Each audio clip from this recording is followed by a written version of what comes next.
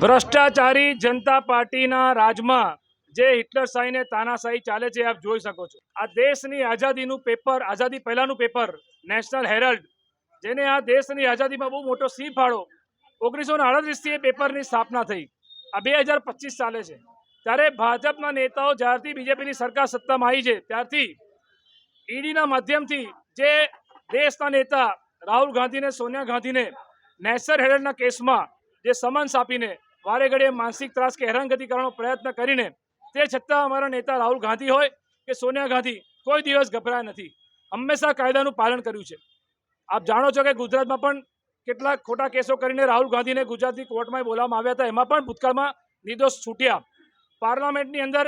As a member of parliament તરીકે એમની પાસે એમનું ઘર છીનવી લીધું, એમનું પદ છીનવી લીધું, અને એ પણ બધા પદ અને ઘર પછી આ લોકોએ બા ઇજ્જત પાછા આપવા પડ્યા હતા। એવી જ રીતે આ જે નેશનલ હેરલ્ડનો કેસ છે એમાં પણ કોઈ પણ જાતના પ્રોફિટ વગર ખોટી રીતે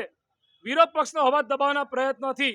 આ ભાજપના ઈશારે ઈડી દ્વારા, જે સંવિધાનિક સંસ્થા કહેવાય પણ એ ભાજપનો હાથો બનીને કામ કરી રહી છે, ત્યારે એમાં પણ દિલ્હીની કોર્ટે ક્લીન ચીટ આપી છે રાહુલ ગાંધી અને સોનિયા ગાંધીને। ત્યારે આપણા માધ્યમથી વડોદરાના નગરજનોને કહેવા માંગુ છું કે આ ભાજપના નેતાઓ એટલું જુઠ્ઠાણું ફેલાયું,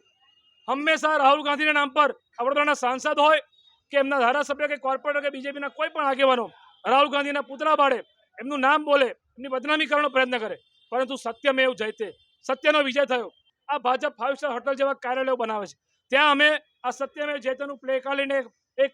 ડેમોક્રેટિક પેપર સિમ્બોલિક પ્રોટેસ્ટ હતો, જેમાં હંમેશાની જેમ આ વડોદરાની પોલીસ જે ખુલ્લેઆમ દારૂના અડ્ડા ચાલે ત્યાં બહાદુરી નહીં બતાવે, ખુલ્લેઆમ જુગારના અડ્ડા ચાલે ત્યાં બહાદુરી નહીં બતાવે, પણ કોંગ્રેસ પાર્ટી પર બહાદુરી બતાવશે। અને અમને આજે વિરોધ પ્રદર્શન કરવા નથી દેતા,